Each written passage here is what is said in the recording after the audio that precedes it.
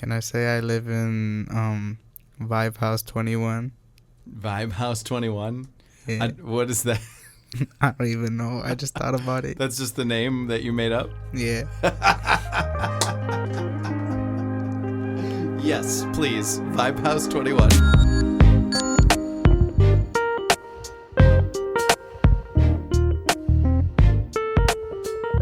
Welcome, everyone, to the Powderhorn Park Youth Podcast. I'm Bryce, the Spark Specialist here at Powderhorn Park, and today I'm joined by my guest, Luis. Yeah! Round of applause. The audience is going wild. You hear that? Oh, yeah. You hear that. Do you hear that in your sleep, in your dreams? I hear that every day. Welcome, first of all, back to the studio. Luis, Thank you. Do you remember the first time you found out about the studio down here? I remember it was like a couple summers ago, or probably last summer if I'm not wrong. Okay. And you started coming down and you started recording cover songs, right? Yeah. Okay. And you're still kind of working on cover songs. Have you done any originals? I mean, I know you haven't really recorded them here, but have you started writing any original music? Yeah, I have written some original songs. Yeah, I have lyrics written down, and I'm just trying to come up with like chords and like, I don't know, the strumming pattern for it. Mm-hmm. I just barely started learning how to play bass, so I gotta work more on bass too. This is so incredible. Okay, so for the listeners out there, you don't know the relationship we've been building here over the last year or however long it's been. Louise has been coming down, but more recently you've been coming down and making your own songs without any assistance. You've been recording the guitars, multiple guitars, right? A rhythm pair panned left and right, and then a lead guitar on top of that. And then you put the bass track down and you put down the vocals. And incredibly, you've got this song just within what feels like minutes. Obviously, it takes us a little bit longer than minutes. And we had to come back a second day for the bass to be recorded. But you put together a song so quickly, it feels like you've been playing bass and guitar for long enough that it was nothing. Watching it, it seemed like it was nothing. And I have to say publicly, I'm really proud of you. It's Thank really you. awesome. It's Thank really you. awesome to see that growth. And to know that you just started the bass, that's incredible. Yeah, I got my bass like May 20th, I think. Yeah. Okay, and we're recording this at the beginning of July, so that's really quickly. Like within a month and a half-ish, you've really gone far. But I mean, I guess, did knowing the guitar help you learn the bass? Yeah, it really did. It helped me like I just felt like I could play it since, the guitar has like, It's got the same bottom strings, right? Yeah. The bottom four strings or the low four strings are the Yeah. same. yeah. Yeah, it's not like switching over to violin where everything's No. inverted, or ukulele or something. Yeah. Yeah. Okay, so it helped. I mean, they're thicker strings. It's a little different play style, right? Yeah. But so far, so good. Yeah. Yeah. Do you mind sharing with the people the song that you recorded last week? Yeah, sure, like I don't mind. Well, okay, so first off, you've already uploaded this to Yeah. your own account, right? Yeah. And what's the milestone you just hit recently? 500 views within like 4 days. That's amazing. Yeah. Right? Within a couple of days, you've already got 500 views. And then also, you don't have a video for it. No, not yet. It's just a black screen or what? No. Okay. One of my friends, Gio, he like sent me like pictures that he took. He takes pictures of like outside, either sunsets or something like that, and they're just amazing pictures. Okay. He sent me them, and then I liked one of them, Uh-huh. and I just chose that as like the image. Okay, so it's just a single image still for the whole song. But still, even with just nothing to watch, people are coming to the video and experiencing it, and that's got to be an incredible feeling. Yeah. Right. We talked a little bit before this about how view count and subscriber count can sometimes, Yeah. it feels like you're getting rewarded. And then when they don't show up, you feel like you're not good enough. Right. Have you ever had that feeling with social media or anything like that? I guess, yeah. I remember I uploaded like a small little like cover on my TikTok. It has like 30 something K views. Oh man. I know. Wow. Okay. It keeps going on, so Yeah. like, to this day it keeps growing and growing, Uh-huh. and it's almost at 40K. Oh my gosh. And Okay. Yeah, and then I see my other videos. I'm like, dang, like what am I doing wrong? Cause Sure. like the other videos have like either 700, 1K, and like Yeah. I'm just like, like one song. Right, right. And then you work like really, really hard on something, and that one gets like 2 views. Yeah, either like 400, 100 around there. How do you feel about the song that's getting that many views on TikTok? Do you like that one? Are you proud of it, or is it like, why this one? It's just like why why just that one? Like listen to my other ones too. Like Yeah. Okay. yeah. All right. Well, speaking of listening to your other ones, you're good with us sharing this song you recorded. Would you cue it up for us and tell us a little bit about the song, what it means to you, the process, just anything you got? Alright, so the song is like either trying to get someone or like, you know, someone that you love but like you just can't. So then like, you know, you give them the reasons. That's why it's called las razones, the reasons, and like, you know, the reasons of why, you know, you want to get with them. Mm-hmm. And like, you know, the vibe that you get from them. There's a part where it says something about like me llevas al espacio. I love that part because it's like, just imagine getting a kiss and you just feel so great. Yeah. You know? Who's the artist? Where did you hear it first? Around like 2020 or 2021, around there. It's from Los del Limit. And the first song I heard from them was called Amor Fugaz, and they were blowing up with that song. And then I listened to their other songs, and I like Las Razones. Mm-hmm. That's why then I was like, I love this song. I love the vibe that I get from this song.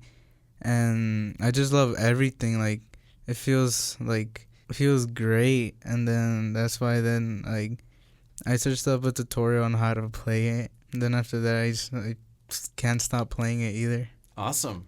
And here it is, debuting on the Powderhorn Park Youth Podcast. Las Razones.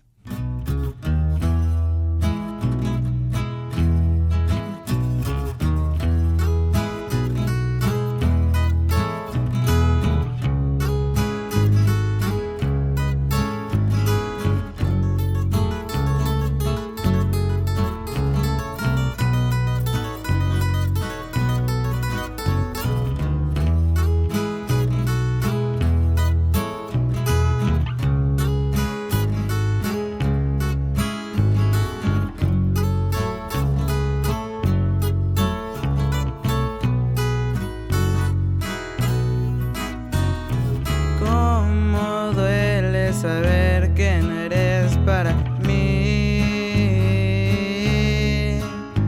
Qué feo se siente que no te puedo hacer feliz. Sale mi llanto con tan solo mirarte a ti.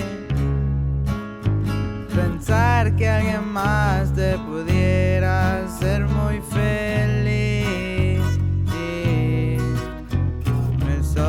Razones para decirte te amo.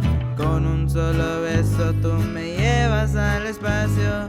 Dime chiquitita que eso que a ti te ha pasado. Quedaron recuerdos marcados que nadie podrá ni pasarlo. Solo sé que te amo, este es un amor tumbado. Seguimos tratando pero todo ha sido en vano. Que ya no puedo estar jugando. Acabo todo este relajo. Vamos a la nube que te enseñan todo mi amor sin ningún riesgo cabo.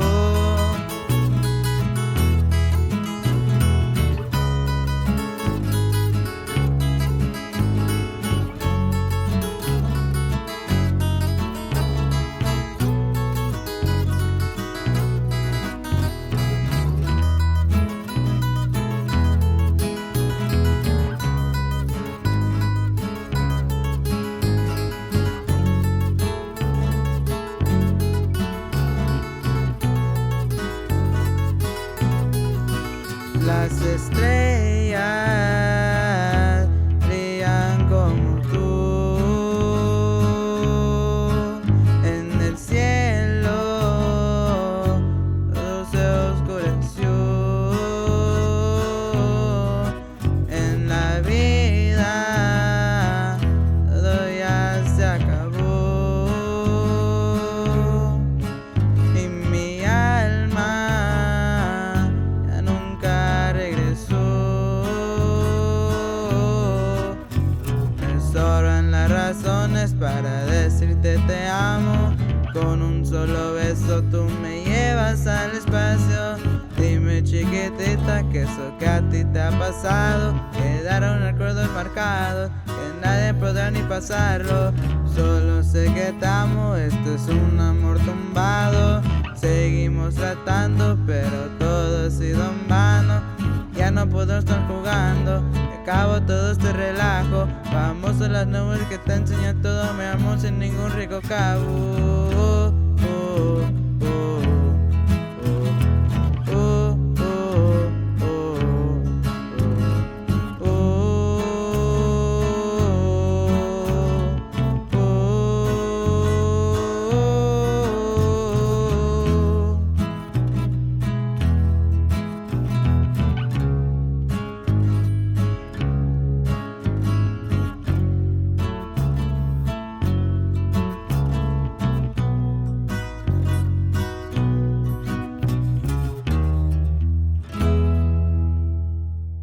And there it is, Louise, your first song recorded all the way through here at Powderhorn Park's Spark'd Studio.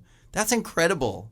Thank you. It sounds so good. Thank you. It's it's just from the lead line going so quickly, and the bass line it all matches up, and that's all you on the vocals. No auto-tune needed. Screw auto-tune. Au natural, right? Yes, all natural. Don't use auto-tune.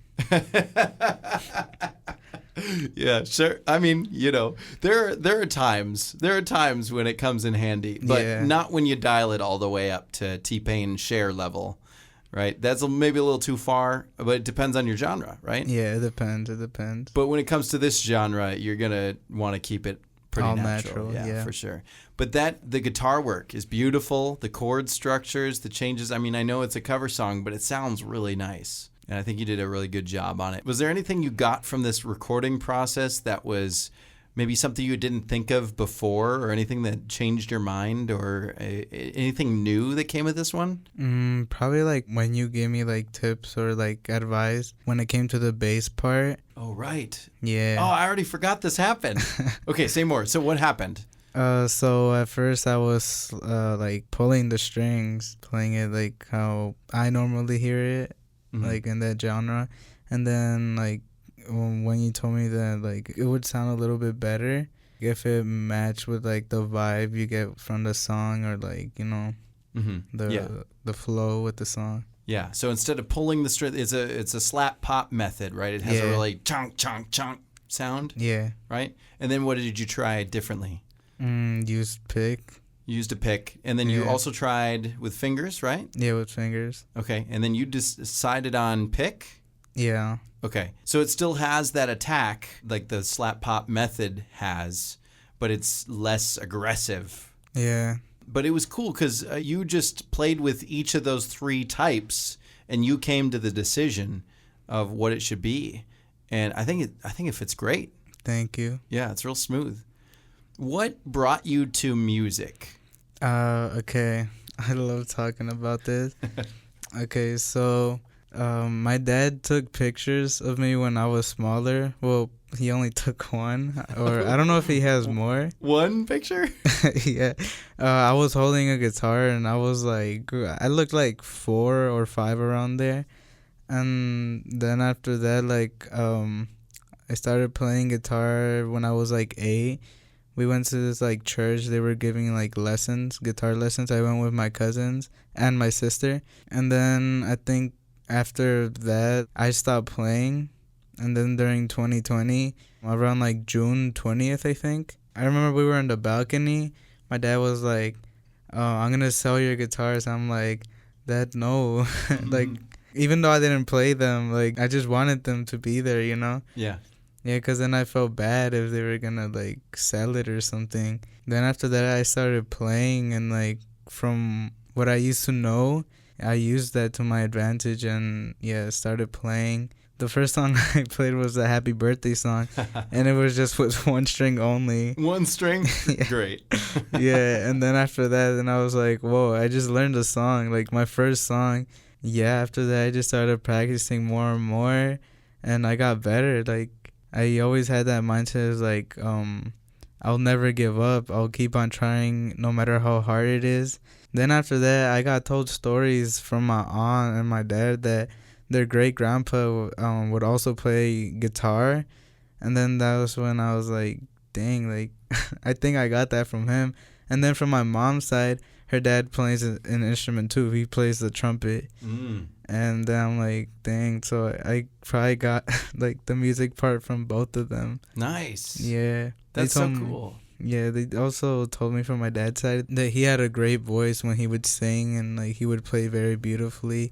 And then that was when I was like, dang, like that's cool. Like, you know, I could probably be like him too, or like follow into his steps. Yeah. Yeah. Excellent. So, are they feeling proud of you right now? Yeah, they're proud. Yeah, my mom's proud. My aunt, when my cousin showed her the Instagram post that they posted on Spark'd Studios, she was like, "Wow, like I see you. You're gonna make it." And then that was when I was like, "Dang, whatever my aunt says, like it always comes true somehow." Like, it's just magic, apparently. yeah, like I'm like, dang. I'm like, yeah. I mean, I'm working very hard for it, and I'm trying every day, like to perfect every song, or like, yeah. Yeah, make it happen. That's so good to hear. It's so rewarding to hear that you have an interest, you're pursuing it, you have support of your family. They're right there, and you got my support too. You got our support here at Powderhorn and in Spark'd, and we gotta make sure that your aunt can continue to say everything she says goes as she says it, right? We got to make sure that she gets to keep that claim. Everything happens the way she says. What is your eventual goal with music? My eventual goal is to probably like make some sort of living out of it, or like get somewhere in life with it. So yeah, I didn't mention this, but my mom is like one of those people, like she thinks that going to school is the only option that you can be successful. And I always told her, Mom, no, like all these like big artists, these huge Mexican artists are making it, and they didn't graduate at all. And I'm like, Mom, like I can do this. Like everyone always tells me they like how I play, they like how I sing, so like why not use that to my advantage too, you know? Right. I want to make her proud, like, and make her like view things differently, you know? Sure. There's options, right? Yeah. There are people who have made it without school, but it is also important to watch the rest of the context. Did they have a lot of dad's money? Yeah. Right? Or did they have a relative who passed away who had a huge inheritance and they could just give them a lot of money? Or did they get discovered by a record label who was searching for them on YouTube and they just got a whole bunch of... There's a lot of people who get to fame because of money they already had, right? So we have to make sure we're measuring success appropriately. To come from the bottom up, it does require a lot of investing and a lot of hard work, but I see you putting that work in, and people are seeing your things. Now you just got to keep it consistent and keep making the next best thing, but also to watch out for yourself and give yourself time to realize that your worth is not your music or your subscribers. Your worth is you're already awesome. Yeah. Right? Thank you. Oh, yeah. I didn't mention this, but yeah, all my friends, like, they support me in like music. Gio, my friend, he's one of my best friends. He's always like supporting me. He's always complimenting me. I'm like, yeah, thank you, bro. And like that dude, he's such a great guy, honestly. Keep him on your team, man. Yeah. Give him a job, hype specialist or something. Yeah. What's your next goal? Like we talked about long-term dreams is making money off of it. Yeah. What's the short-term next thing? You've recorded one song, you've recorded another song. What's the next step? Probably get recognized by more people. Mm-hmm. Probably make more songs and start making my own songs too. Yeah. I have lyrics already, but I just haven't really had the time to come up with chords and everything. What about shows? Are you interested in performing or more recording? Shows, yeah. I think July 8th, they invited me to go play for a birthday party. And I mean, the dude who hit me up, he said that we may or may not get paid. I told him, like, I don't really mind if we get paid or not. I mean, it is like my first time playing in front of people, like in a party, and like getting paid for it, you know. And like, what if I mess up or something? Can I give you a hot tip? Yeah. Every song that is published, there are rights owed to the person who wrote the song every time it gets performed live. So when you perform a cover song live, the original artist is owed money for your use of their song. And so every venue is paying these fees to PROs, Performance Royalty Organizations. They're paying these fees to ASCAP and BMI, and they're just giving a blanket amount. They're like, I don't know, here's $20 a month or whatever it is. And then those PROs are just guessing. I don't know, everybody gets this amount. And so if you're with a PRO and you say, hey, ASCAP, I played a show on July 8th and I played my own song, then they can say, oh, well, we got a royalty payment for you. Here's your slice of the money. But if you haven't published the song and you haven't reported it to your PRO and you're playing a venue that doesn't pay their royalties, there's no money for you. Now, if you're playing a venue that does play PROs and you have published and you do report it, it's only cents, right? It's a small amount, but it is more than zero. And that's part of the business we talk about. Yeah. Right? So write those songs, let's get them published, and then when you perform live, it doesn't matter if the venue pays you because the PRO still owes you. Yeah. Yeah? Let's make you some money. Yeah. Big money. Big money. And it doesn't have to be cents, right? As soon as you start bringing in bigger crowds, and you will eventually, it'll be more than cents. And when you start releasing on, say, YouTube, maybe your channel will get monetized and you'll make a bunch of money there. Yeah. But you can't make money on YouTube with cover songs. Nah. Because that money goes to the original songwriter. Exactly. So the covers are a great way to learn and practice, and you're doing such a good job. Thank you. Keep doing it, right? Yeah. The covers get you in the door. Yeah. Right? People want to hear the songs they love. Yeah. And then you sneak attack them with one of your own, and they go, oh, this is a nice song too. Yeah, I hope people who like listening to me sing, I hope they like whatever is coming up in the future, my future projects and everything. Sweet. I think they will. I think you're doing well. I mean, if you're already sounding like this, I can't imagine what another year can do for you. So we're at the beginning of July 2024. I want you to come back in 2025 in July, and we'll have a check-in. And maybe we'll have to have security to block all the fans who are excited to hear from you. Yeah, back off, fans. I don't want to hear from you. I'm playing. What? Anything else on your mind about music that you're just dying to share with the world?